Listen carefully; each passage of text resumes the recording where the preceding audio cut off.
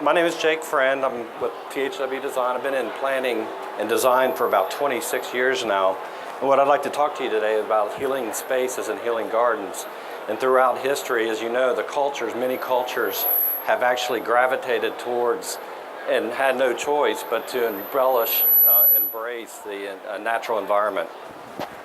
So what we have is the key elements, and I don't have a lot of time to actually go through everything with you, but I wanted to boil it down to some of the key points of creating a space.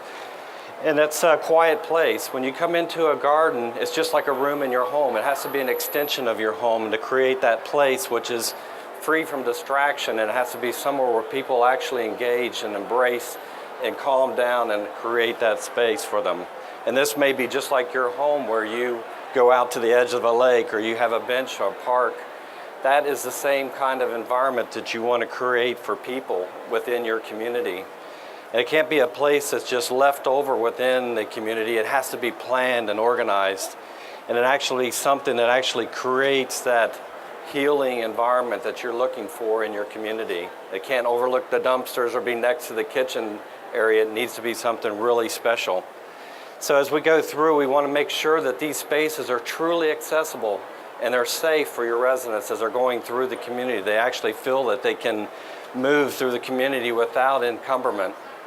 And it has to be secure and allow your staff to move them through that space. We use a rule of 5 foot to 7 feet on all of our pathways, and we create an edgeway on the walkways that it has a truncated dome or some type of special pavement that allows them to navigate cleanly through the space. And then there's landmarks, and what we do is those are benchmarks or landmarks in the landscape that create that iconic element that you want that says, I'm in the right space, I'm heading back to the clubhouse, I'm heading back to my home. And also, most importantly, socialization. We're spiritually, emotionally connected to one another. We have no choice in that. And we have to create these environments that create that social bonding. And it can't be just a bench sitting in the landscape. They have to be spaces where you can have multiple types of venues, large groups, small groups, or even private groups to gather together. And that's really important as we plan our gardens. A lot of times we're limited on space, so how do we create all that in one space? And examples here, it may just be a small gazebo next to a water feature, something that creates that environment where nature is brought in and the birds and the butterflies. And then we just create this environment that's truly accessible and allows people to go through that.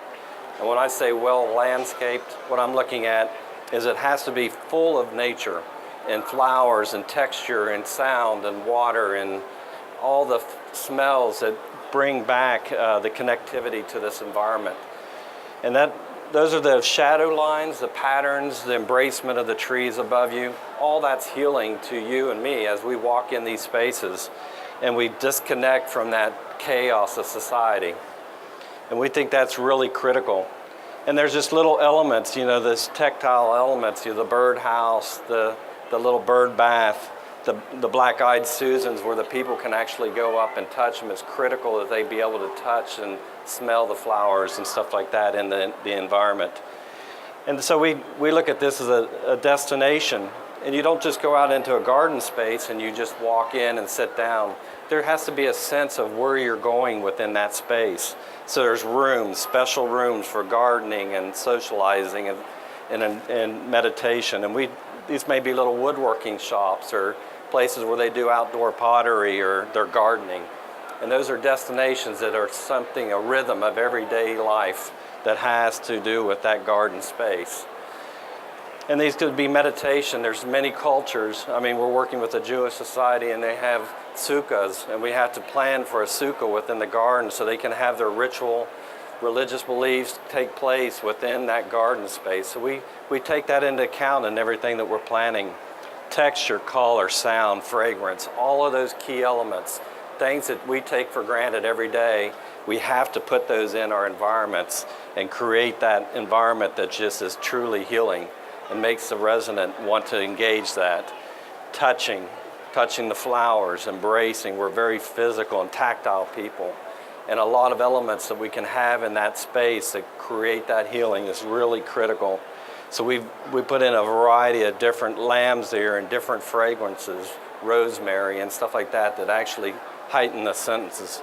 So I implore you to ignite your imagination and create that healing environment for your seniors.